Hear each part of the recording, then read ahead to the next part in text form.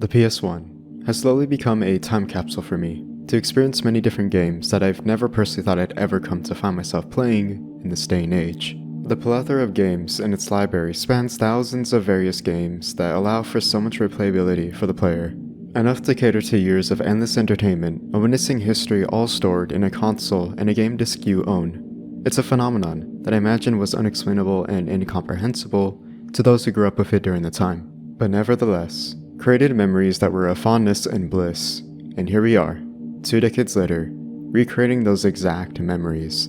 However, instead of wiping off the dust of an old and withering PS1 console, we instead have a new approach of playing PS1 games.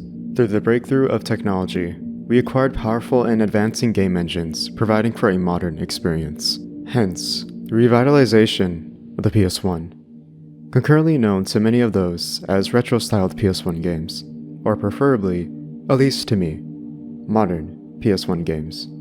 Many of these wonderful indie developers have taken upon themselves to restore the aesthetic of the PS1's graphical fidelity and produce this quality that pays tribute to the style itself, but also gives their creative flair with such endless possibilities with modern technology.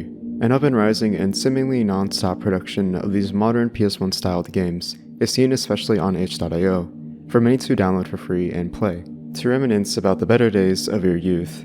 Today, I want to take a look at many of these modern PS1 horror games that are more or less not talked about as much and overlooked. Welcome to Modern PS1 Horror Games, Volume 1.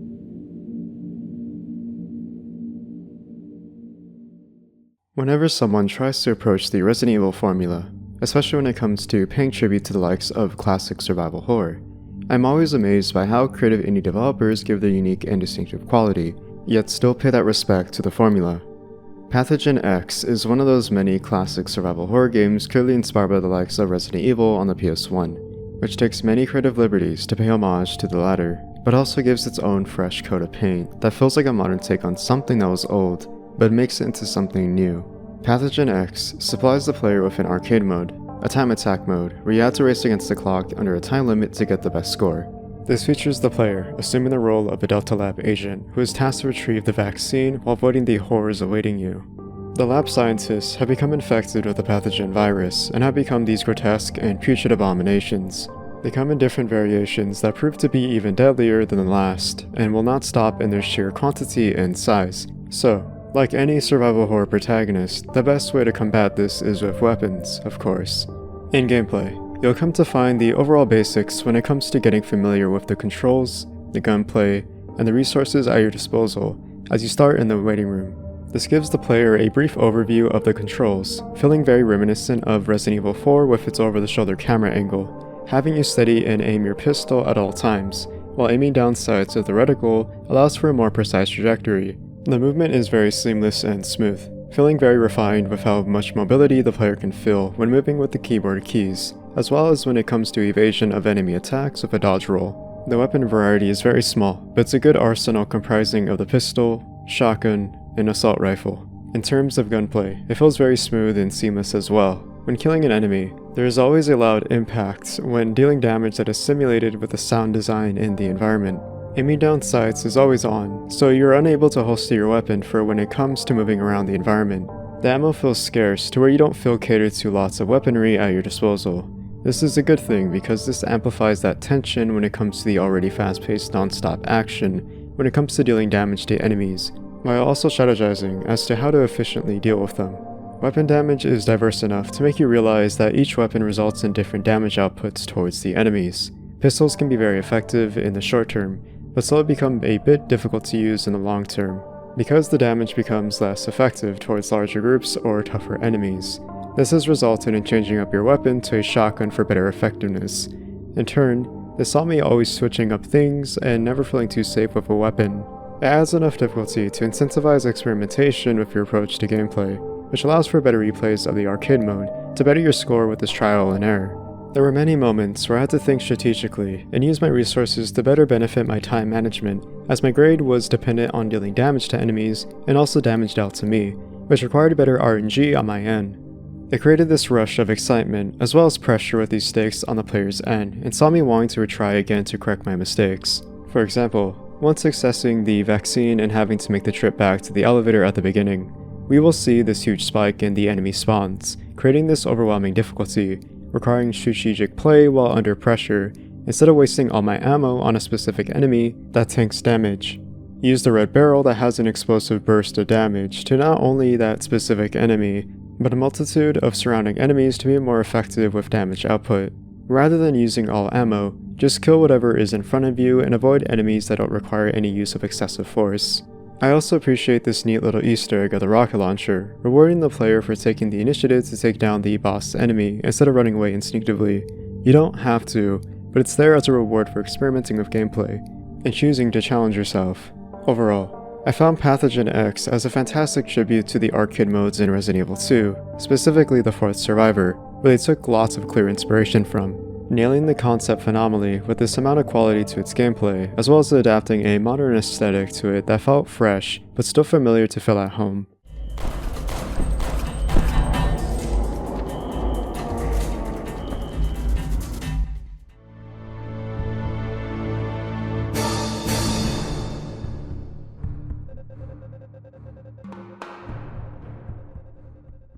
Taking a step back into the past, BioCrisis takes a more archaic approach to taking tribute to the likes of the PS1's design, when it comes to the low polygonal models being very dithered while in a backdrop of a pre-rendered 2D environment to traverse around in, as well as classic tank controls, having to stay in place when holstering a weapon to fire at an enemy, and the fixed camera angles to limit visibility as to what is in your general surroundings. This short demo completes that nostalgic survival horror craving for those wanting the Resident Evil fix. Not much is given to the player when it comes to the overall story. You mostly play as an unnamed female protagonist who woke up from a car crash, not knowing what had happened to her, having to go about on her own to figure out what has happened to the city itself, as everything has stopped in its motion, resulting in a dead and empty atmosphere. It's pretty clear that the player can come to find the city has been overrun with zombies that are massive in sheer numbers size and out to eat you alive. The goal is to get from point A to point B. Having to traverse around the zombies that are typically blocking your path results in you either dealing damage to them or evading them to conserve ammunition for later on, with a far more formidable threat. The game has a classic 6-slot inventory menu where you stock your weapon, ammunition, and health items, along with the display of your health condition. You can, of course, check an important item to see if there's anything of interest that is worth reading and reload ammo with your pistol instead of waiting to finish your magazine while in combat. It's a pretty standard procedure that isn't anything too new or grand to marvel about, more so paying respect to the gameplay design of back in the day. Gunplay requires the player to have precise aiming that depends on your position in particular. Since your stationary cannot move while aiming down sights, you have to be strategic in the placement where you choose to deal damage. There are instances where you're in an open area that is safe with you and only another zombie, giving lots of ankle room to experiment with your accuracy, as well as mobility to move around if needed. However, the game is prone to amping this difficulty when necessary to encapsulate that difficulty spike, such as seeing surrounding zombies that can be easily missable and come as a surprise because of the fixed camera angles. But for the most part, this demo just comprises zombies and nothing more, with the exception of the boss being this parasite that you have to kill off to finish the demo. The ambience is another noteworthy aspect, as much of this sound design doesn't feature much music in the background to build this atmosphere. Rather, it's mostly the sounds of the player moving around the environment or killing zombies that build the world you are in. Silence, for the most part. Although there is a safe room theme that I enjoy listening to, as anyone would, it was calming and relaxing for the time being.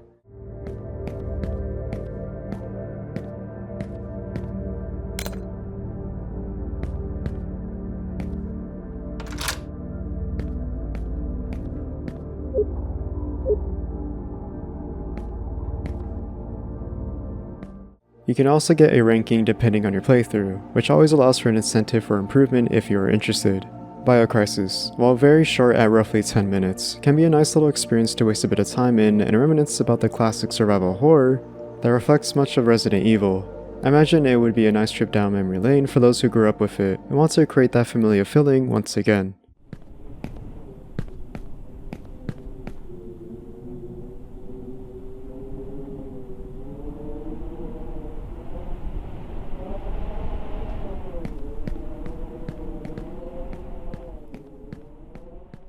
Horror games that take place in the ocean have always been such an interesting concept to me. Typically, we always resort to the obligatory ruined and abandoned cityscape that is in turmoil, after a zombie apocalypse has arisen. A biomedical laboratory that is marketed as a pharmaceutical company raising awareness for good as its company slogan. In reality, it turns out to be a morally and virtually corrupt within its experimentations for the sake of profit. We've seen such a premise like this before, but Endless Blue takes that concept and uses it in a drastically different presentation than what we are normally accustomed to, by placing the player in the depths of the ocean, a mysterious and uncharted territory that is out of humanity's grasp, a sacred place that isn't meant to be lived in and thrived in. This idea, however, is breached and broken once humanity comes together and rebels against such an idea for the sake of their curiosity and selfish desires. However, having too much of a good thing can sometimes lead to a bad thing. Endless Blue is a survival horror game that utilizes the backdrop of the ocean, which gives a bit of isolation to the player as it's out of their comfort zone. This gives a bit of fear in the implications by creating this tension within the player's progression as you explore this daunting and ominous facility that was once alive and active to now being completely empty and hollow, a shadow of its former self. It's one of the best visually striking imagery I've seen in the many horror games I've played, and seeing this in just a demo alone is breathtaking to say the least. It knows when to give the appropriate timing when it comes to building this atmosphere within the gameplay.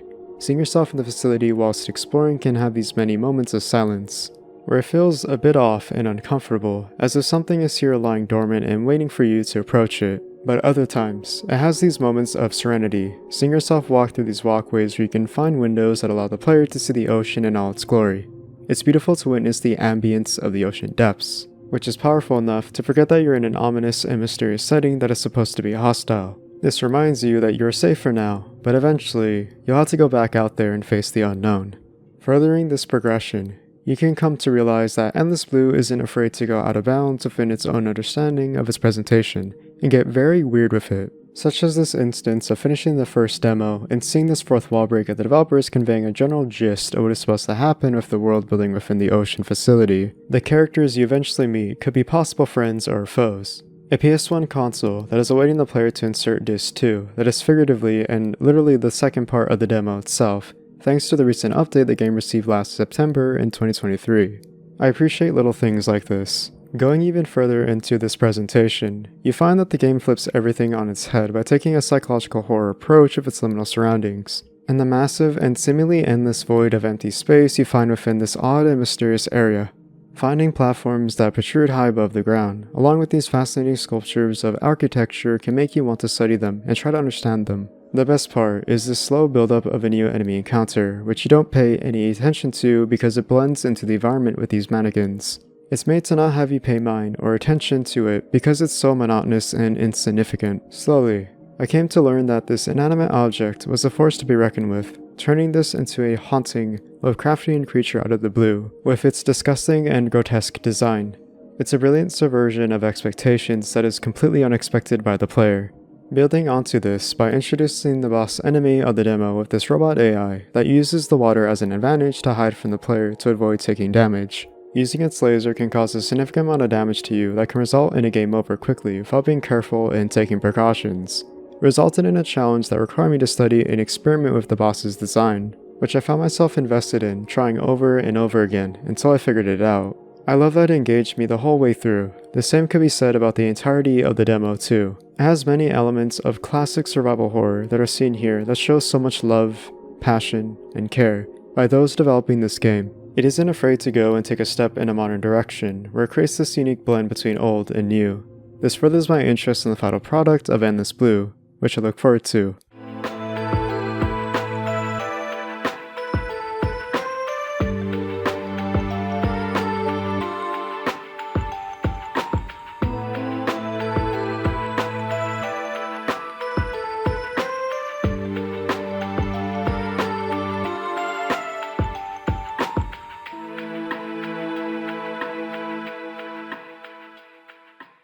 If you're a fan of Dino-Crisis, then code Dino-H will fill in that hole in your heart for the lack of Dino-Crisis sequels or a spiritual successor of some kind. Code Dino-H takes the same concept of Dino-Crisis and uses the dinosaurs as the main threat to your survival, resulting in a facility of researchers who initially, upon their discoveries, would slowly realize their mistake in uncovering something that should have stayed hidden long ago. The same premise is seen here in Code Dino-H. Here, we assume the role of someone who goes by K. K finds himself as the sole survivor in a research team, where all of his members have been killed off one by one. by dinosaurs who breached their compound. You were initially with Jose and Edward. However, Jose succumbed to his wound that was infected, resulting in him dying due to the lack of medical treatment, along with Edward, who would unalive himself after failing to take care of and watch Jose in his care. This means that Kay has to use whatever he can to escape the facility he was trapped in through light backtracking throughout the environment, while also having to avoid the dinosaurs that prowl the facility that is a blockade in your path. What's interesting about code Dino-H is the lack of any inventory management for weaponry, specific key items, or health, as it lacks all of this. It has a much heavier emphasis on stealth in its gameplay. There are open areas that conveniently have debris for the player to crouch behind and wait patiently before cautiously crouch walking to the next object that obscures the dinosaur's vision from catching you.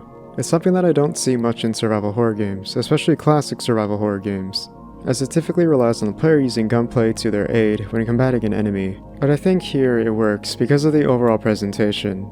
It sees the player in a snow-turned tundra where there is a violent blizzard that has a striking yet calming ambience, where you can feel the atmosphere become uneasy when the snow seeps inside through the broken glass or when outside by your lonesome self.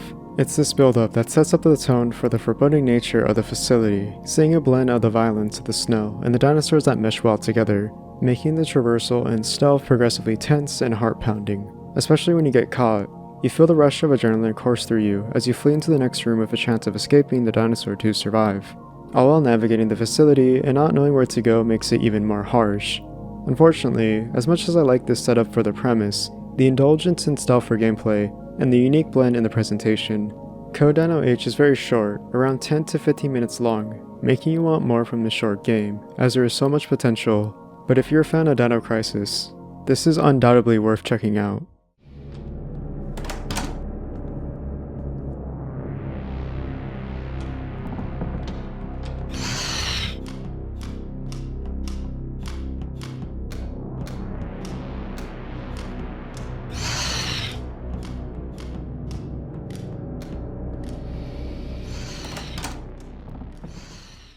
Unironically, one of the best survival horror games on this list is, without a doubt, The Lacerator. There is a surprising amount of depth to this obvious parody of adult films, an homage to the 80s slasher films of a gross and disturbing backdrop of a haunted house of horrors, bodies of poor, unfortunate victims who have become tortured and mutilated by their captor, that is the self-titled Lacerator, a killer on the loose who held you captive, and now you have to escape. To add the cherry on top, you have the classic fixed camera angles of zombies that prowl around the environment, seeing the player use their weapons, which range from melee to firearms. It's the antithesis of what a good old classic PS1 survival horror game would be, just with a modern twist to it. In gameplay, you have the standard chain controls to traverse around the decrepit and decayed slaughterhouse to collect bandages to heal your health, as you'll be seeing yourself take lots of damage from the environment, or the enemies themselves. Weapons such as an axe to deal melee damage or a revolver for better damage output. Finally, miscellaneous items are needed to solve light puzzles and progress throughout the maze-like environment. I found combat to have a surprising amount of depth to it. You can punch enemies if you don't have any weapons to resort to, or use the axe for the environment itself to break open the door to continue forward. One thing that is phenomenally well done is tricking the player into rewarding them sooner than expected, such as this puzzle with the revolver itself. Technically speaking, you can pick it up in the very beginning, as it's very easy to fall susceptible to its influence. It's a very powerful weapon for damage output, but in doing so, you lose your arm, resulting in you being immobile with your accuracy when it comes to using the weapon itself. This can make it increasingly difficult to have precision when aiming at an enemy and dealing damage, resulting in you taking more damage on your end, which makes you even more susceptible to being vulnerable, resulting in dying from my mistakes. I ended up thinking of having a much different approach this time around. Solving the code lock gave me a wrench that I needed to fix the valve to stop the gas from leaking out of the pipe, so I could proceed forward. In doing so, I triggered an event where the Lacerator killed one of his victims, which saw me backtracking a bit to where I acquired the axe, using the axe to disable the arm trapped, which would cut off your arm, and instead leave it with the revolver and my arm intact. It's attention to detail like this that made me appreciate the gameplay for allowing this experimentation to solve the puzzle the correct way, which would reward the player in learning from their mistakes. It gives the game lots of merit to its design, and makes it very engaging to keep the player's attention to its detailing within the progression of gameplay. Speaking of which, players' decisions heavily affect the outcome of the ending you get. You can finish the demo with your arm intact by correctly solving a puzzle and killing the Lacerator with enough firepower and good evasive maneuvering to avoid damage dealt to you. which allows for far more replayability than anticipated. The best part is that there is even an over-the-shoulder camera that is optional if you prefer a more modern design to the camera angle. For a seemingly short demo, there's lots of merit in high replayability, as previously mentioned, for you to sink into and enjoy. With the fourth wall breaks that mention the game is in development, it's safe to say that the Lacerator has much more to come.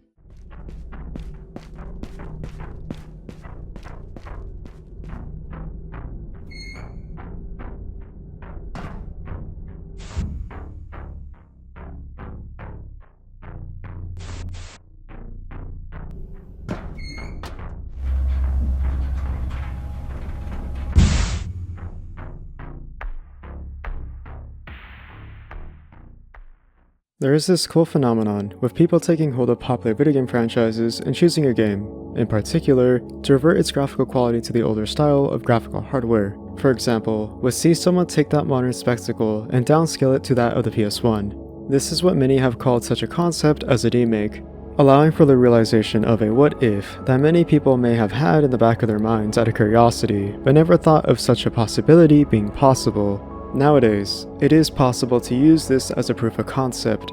Today, in particular, is Dead Space Demake. It is exactly what you think it is. It takes everything from Dead Space, from its presentation in a sci-fi survival horror setting to its gameplay, where you have the over-the-shoulder camera angle, with its modern controls allowing for free range with your aiming, as well as movement. You see Isaac Clarke and his team entering the Ishimura to find out what happened exactly after receiving a distress signal, only to find the necromorphs have run rampant throughout the once alive, now turned deceased vessel, and have slowly infected everything in its path, requiring you and your colleagues to figure out what exactly caused this series of events and escape while you can. It's word for word the original Dead Space, but with the graphical qualities of the PS1. Seeing the low polygonal graphics with the heavy dithering in its resolution is otherworldly. It's such a novelty to even have the capability to play this, let alone for free from itch.io. However, you have to temper your realistic expectations as you aren't fully playing the entirety of Dead Space, that is downscaled and remade into the graphical style of the PS1. It's only the very beginning chunk of the game that sees Isaac having to repair the tram monorail and give it access to his crew members. Here, you only have the plasma cutter as your only source of a weapon, along with stasis, to slow down the enemies or inanimate objects' movement to allow for a slight advantage in combat or solving a puzzle. You'll mostly be fighting the necromorphs throughout this short demo, having to do backtracking to access keycards needed to unlock previously inaccessible doors, and doing objectives to continue this level progression. But that's about it. Without a doubt, it is worthy of praise that the developers captured the aesthetic of the original Dead Space through the lens of older graphical hardware, but also allowing the public to know what it is like to play a pre-existing modern title, which is the Demake. It's an absolute must-play, especially if you're a fan of Dead Space.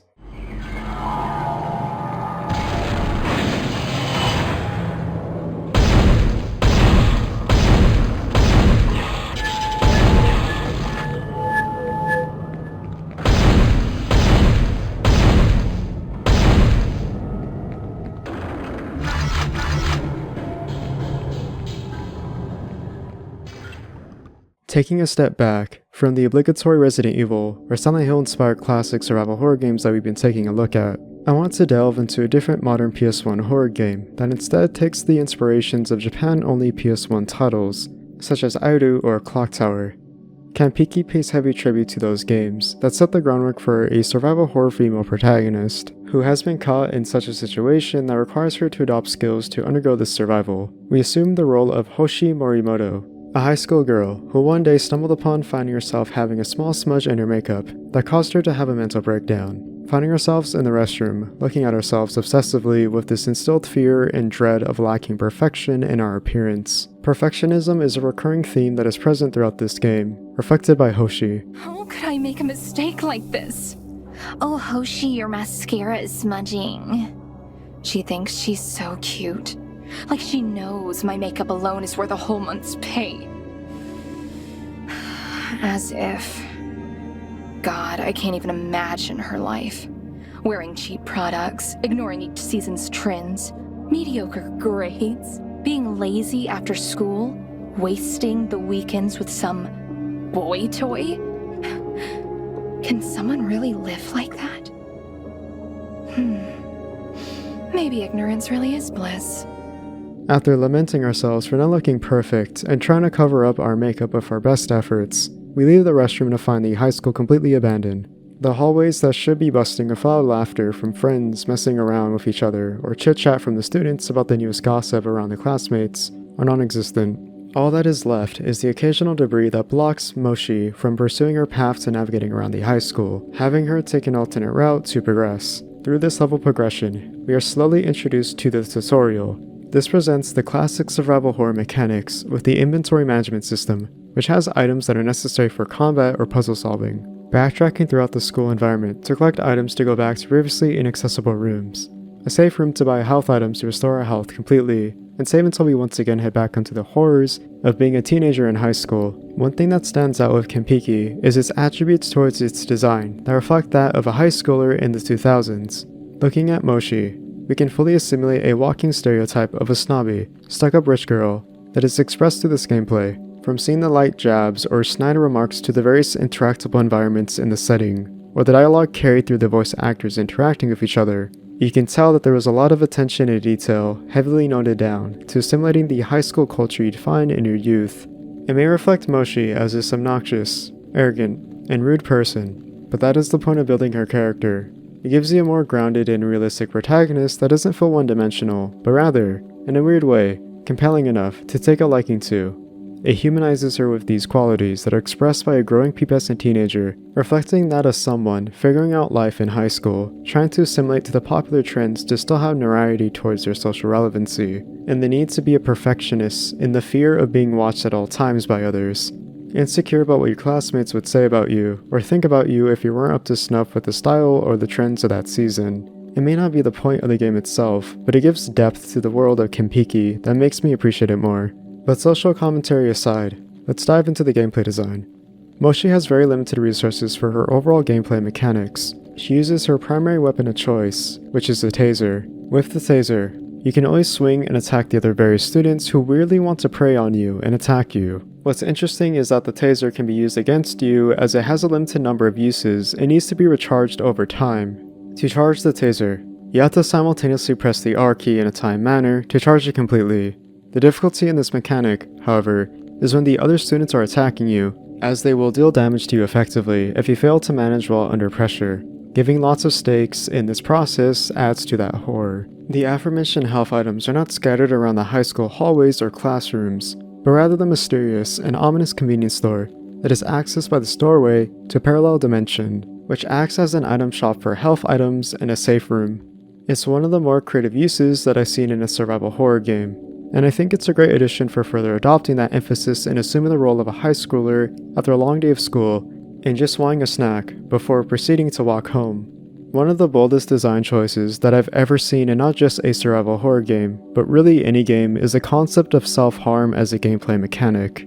Now, before you get the wrong idea, this isn't actual self-harm witnessed in the gameplay, where the player is forced to use a sharp and blunt harmful weapon against themselves, but rather, asphyxiation, as a means to further level progression, requiring the player to cover their mouths from breathing properly in order to be transported to another parallel dimension, which is extremely LSD-inducing in its visuals that are otherworldly and surreal. A very controversial choice, to say the least, to allow this ability to transport to this separate reality, but it is integral to the overall story of how Moshi is trapped in this other dimension, which explains the mysterious and alienated atmosphere of the high school. Kanpeki is undoubtedly one of the more unique and distinctive survival horror games on the list. It's an understatement, to say the least, that it makes a lot of bold and audacious design choices for its gameplay and narrative, embodying the role of a younger female protagonist that has this vulnerability to their gameplay, but is best used for the minimalistic and simplistic attributes of the combat, yet having variety in its exploration within this creative use of progression. It gives this atmospheric and fleshed out quality to its design philosophy that would catch the eye of any fan of classic survival horror. Oh my gosh! I almost forgot! I promised the soccer coach I'd lock up the school gate once I leave, but I'm going to be late for my shift. Could you lock up the school gates for me? Sure, I guess. Thank you, Hoshi. You're a lifesaver. I'll see you later tonight at the shrine. Whatever.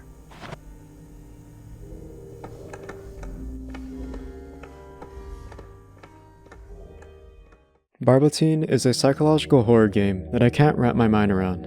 You wake up as a nameless and voiceless protagonist, seeing yourself at a house party with other partygoers, drinking beer and getting completely flat out drunk, to even one of the girls you try to talk to vomits profusely onto you. What is very interesting, though, is that you don't see the protagonist talk to anyone. Everyone is secluded off to their own personal bubble, where they chat amongst each other, having a good time and not having a care in the world. And then there's the protagonist, who feels awfully distant and remotely isolated from the crowd.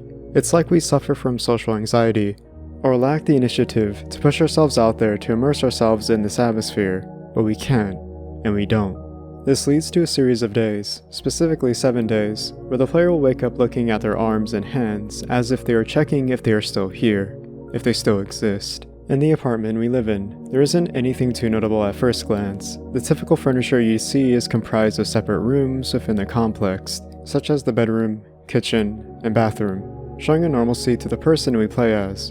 But what slowly builds is the subversion of expectations.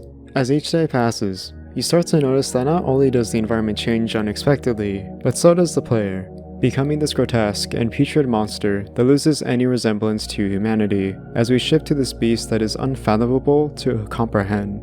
As the days go by, so does everything around us. The apartment becomes more decrepit in its textures of the surrounding environment. The lack of care shows a reek of decay and foul stenches littered across the rooms and hallways. But what cements all these disgusting and gross atmospheres together is the basement, showing garbage bags and debris scattered across the area, and finally, a sight to behold, a flower-like humanoid figure that stalks you. These unexplainable creatures stand still in your path where you need to go, standing there menacingly without budging or doing anything, slowly rising in numbers as you progress. As we get close to the end of the week, we see the shovel we previously equipped to dig a hole throughout each day now lying in the bathroom.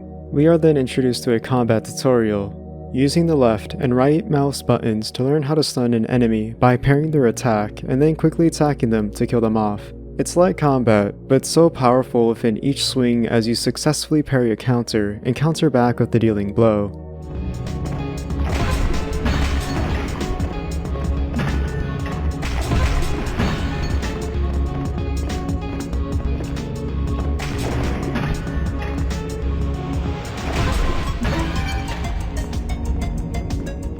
It takes time to get used to, especially on day 6, where you fight off 15 of them, which requires precise timing and perfect countering if you don't want to lose health.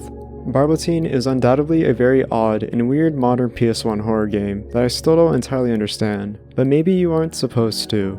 I believe there are hints of symbolism within its visual imagery that can reflect a social outcast who struggles with social cues and social interaction, hence the party scene in the beginning. There are also themes of lacking self-care for themselves, which is seen in the prolific and rapid decay within their apartment, even to an extent where the player themselves becomes part of this disease and rotten nature of the environment, becoming a metaphorical and literal monster of what they possibly think of themselves as to everyone. There is something that is said here by showing and not telling the player, which is what makes the build-up throughout this game so engaging with the subversion of expectations, that fully endorses this otherworldly design that expresses this creative and imaginative gameplay.